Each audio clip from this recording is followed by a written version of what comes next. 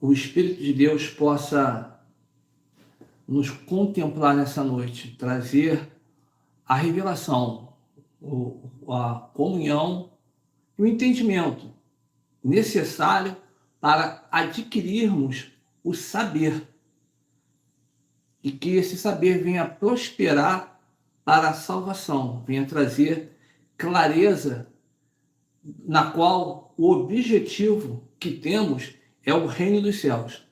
Quando Cristo manifesta em carne, a propriedade na sua fala era exatamente essa: a divulgação e a propagação do reino dos céus.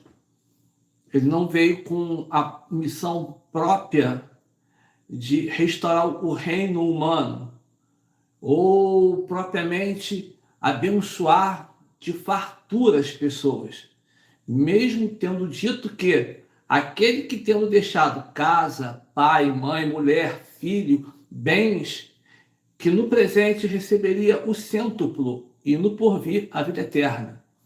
Sendo que o cêntuplo anunciado por Cristo não é propriamente dito: se eu deixei uma casa, receberei 100 casas.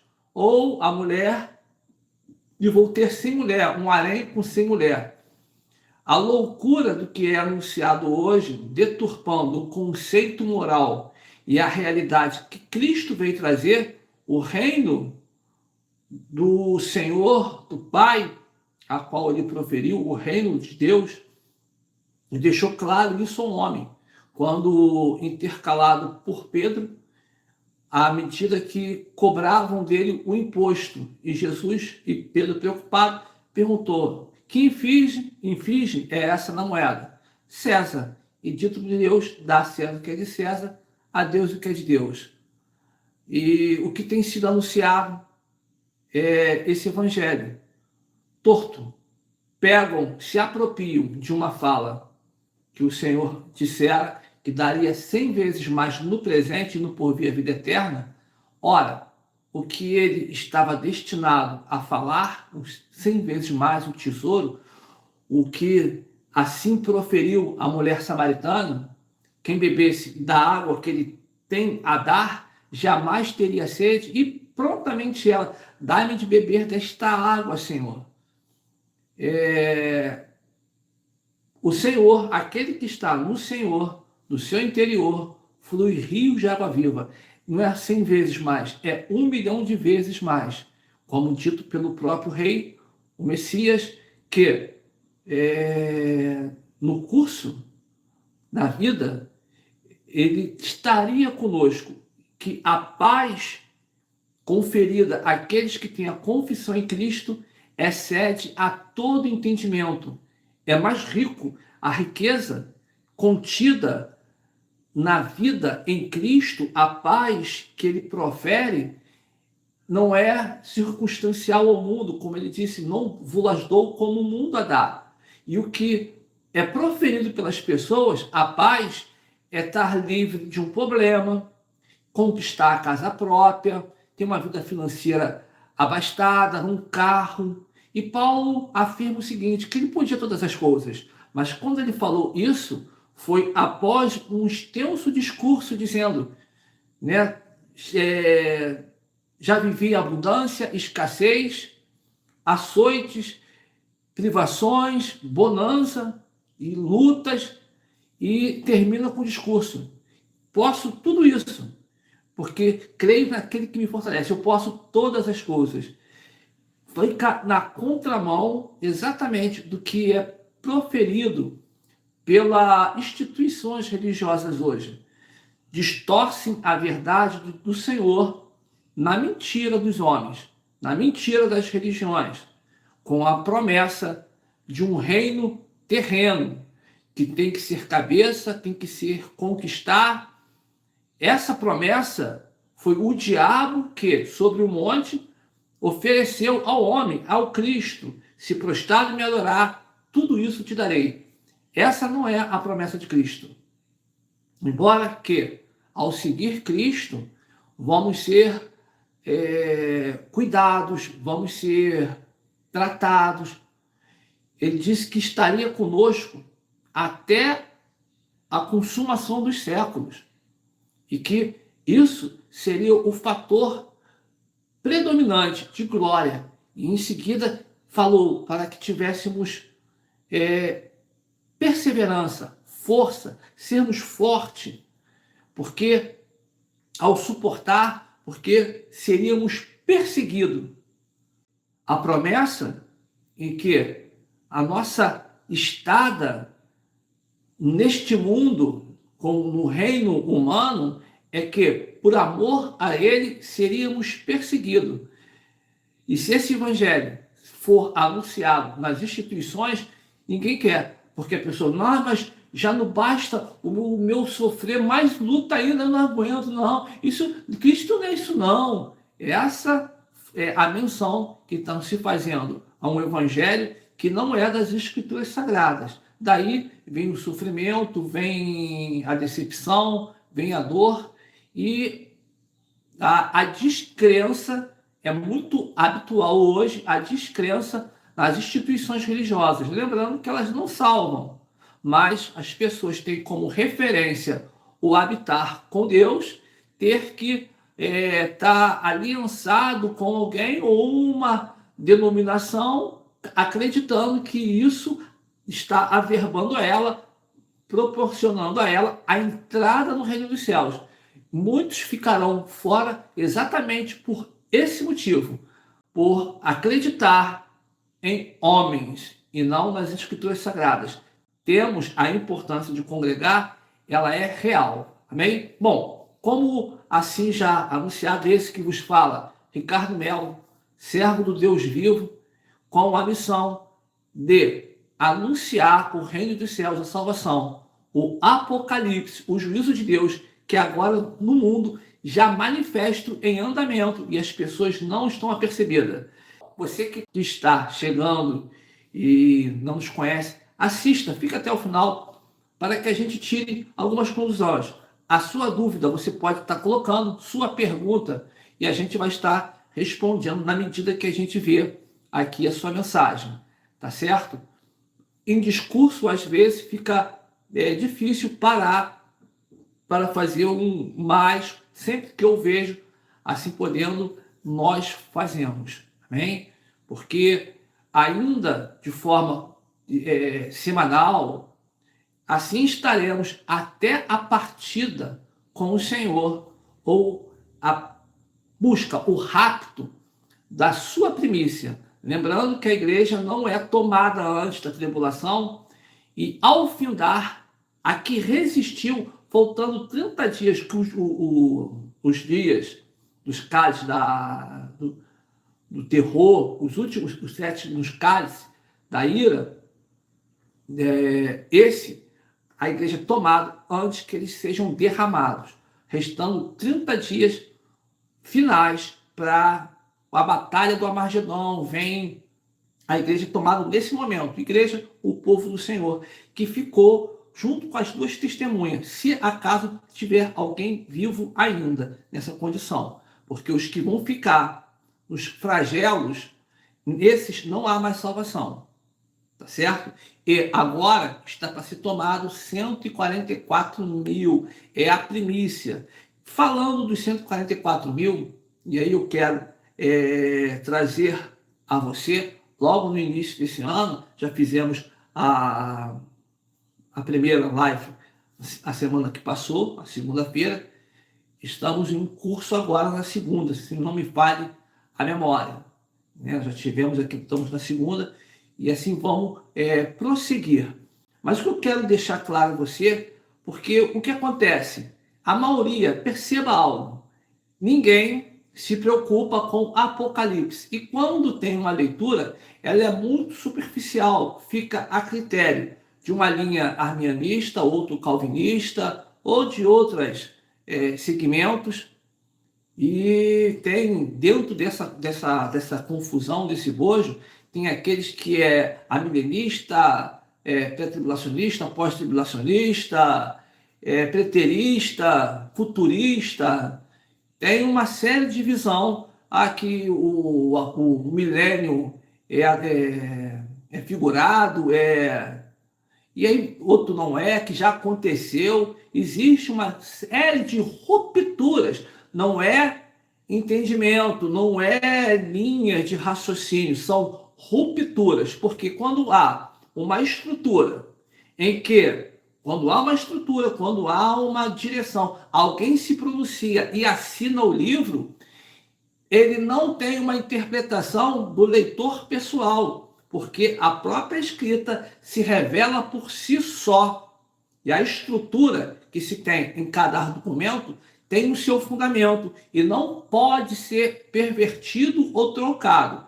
Quando se tem essa linguagem, porque a nossa visão, a nossa instituição enxerga dessa forma, você pode ter certeza, tem muita coisa errada. Estão longe do saber das Escrituras, porque ela revela o Senhor nas Escrituras e não há necessidade que ninguém vos ensine, como disse o Senhor a Jeremias, que nesse tempo, que não precisariam, porque ele mesmo escreveria a lei em nosso coração e jamais precisaria que alguém dissesse um ao outro: lê isso, peço-te, porque o próprio Senhor a escreveria. A questão é que ninguém se preocupa com esse período. Você concorda com isso? Você conhece os seus irmãos que conhecem? Ah, não, o importante é que eu creio assim, eu penso assim, Deus, eu amo o Senhor, eu não preciso falar muito, não preciso ir aqui nem lá, porque Deus conhece o meu coração,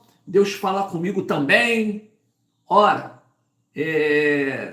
como uma pessoa diz ter intimidade com alguém e não conhece o mínimo do mínimo das Escrituras Sagradas? Ela simplesmente, eu acho assim, é soberba. Não tem nada de Deus essa pessoa.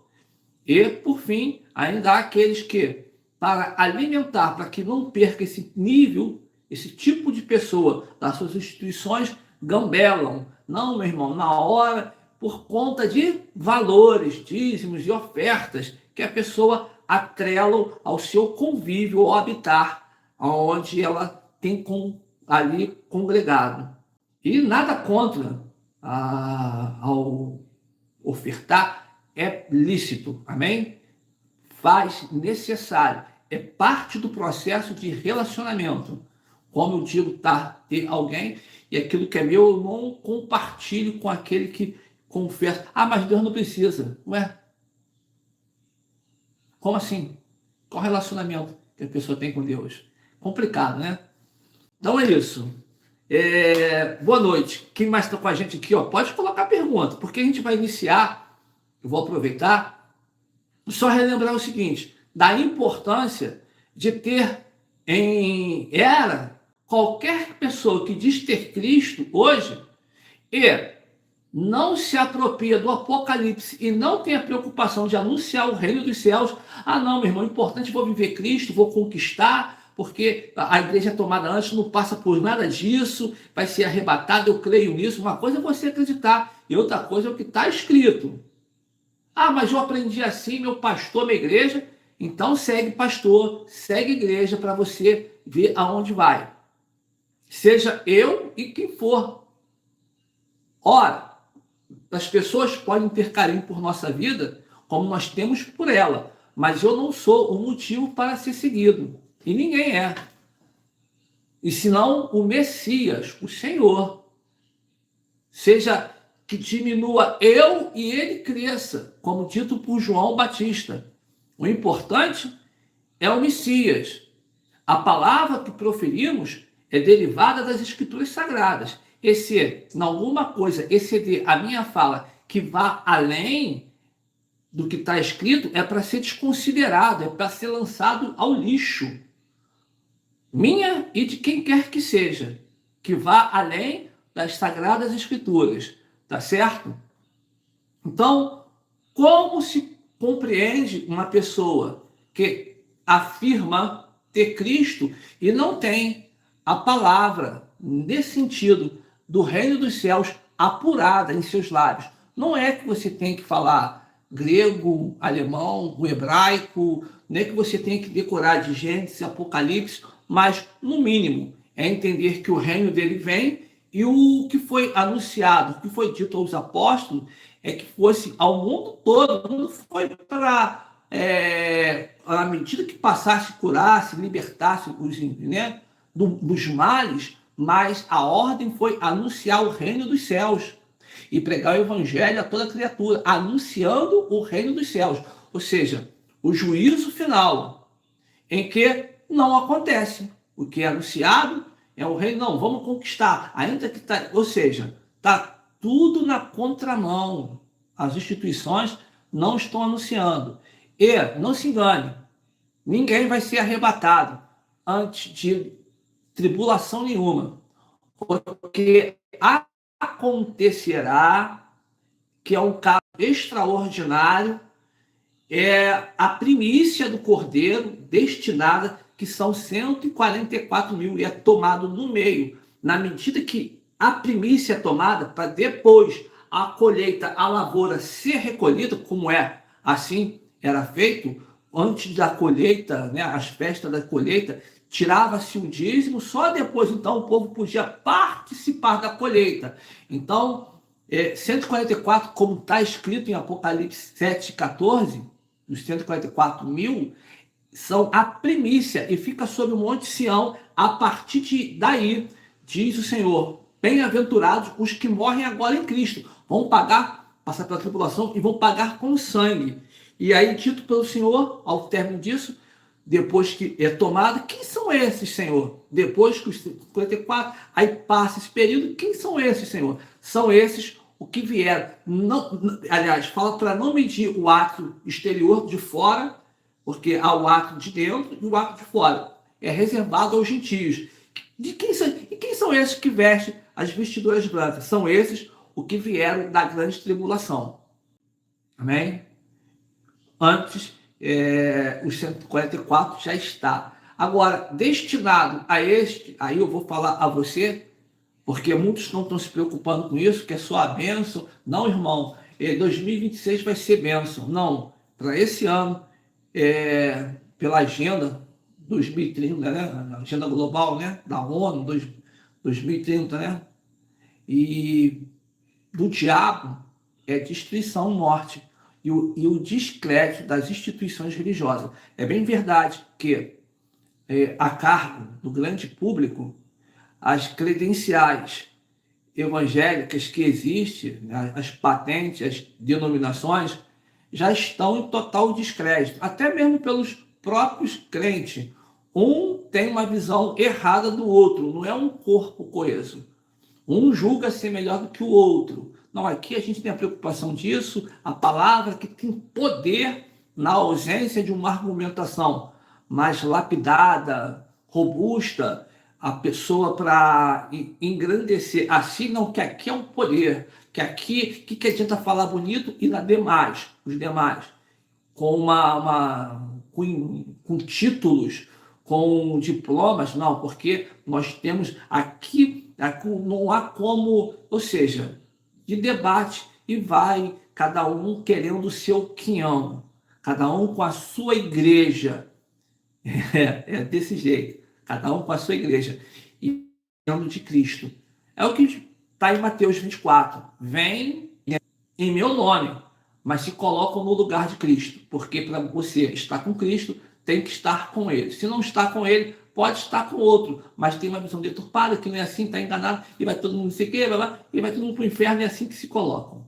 Bom, falei demais, mas gastamos o tempo e estamos sempre explicando, porque nossa pessoa, nossa imagem, não é benquista pelo público. Pessoas que nos rodeiam, que dizem nos amar, que têm carinho conosco, pelo menos é o que dizem, mas não suportam nos ouvir. Embora não conseguem contestar, porque da medida que às vezes tentaram contestar e não entramos em batalha, não quisemos estar com a razão, simplesmente fizemos a exposição das escrituras. Ah, mas eu sei assim, eu penso assim, a minha igreja age assim, e pronto. Elas não querem ouvir, querem continuar na cegueira. Como está aqui em Isaías, eu vou ler para você. Isaías 6, né, no versículo 9. Olha que interessante, né? Mas vamos ler o 8, né? Depois disto, ouvi a voz do Senhor que dizia: a quem enviarei? E a quem há de ir por nós? Principalmente nessa geração, né? Disse eu, eis-me aqui, envia-me a mim. Então, disse ele, vai e dize a este povo, ouvi, ouvi, e não entendais, vede e vede, mas não percebais. Torne sensível o coração deste povo, endurece-lhe os ouvidos e feche-lhe os olhos, para que venha ele a ver com os olhos e ouvir com os ouvidos e entender com o coração e se convertam e sejam salvos. Mas é o que o povo não quer, por mais que a gente anuncia. Então, vamos lá. Explicando a necessidade daqueles que servem o Senhor. Não se engane. Os que servem o Senhor no presente momento e em todo momento que se passou até aqui, são exatamente esses, que vigiam e não deixam, não sai de seus lábios nenhum argumento que não seja esse, alertando o dia do Senhor, como foi na época dos apóstolos, e logo no primeiro século ainda se detinha esse valores, já perdendo aquela, como está no segundo Pedro 3, né? 1 Pedro 3, tratando, dizem eles que tardam, e Pedro fala,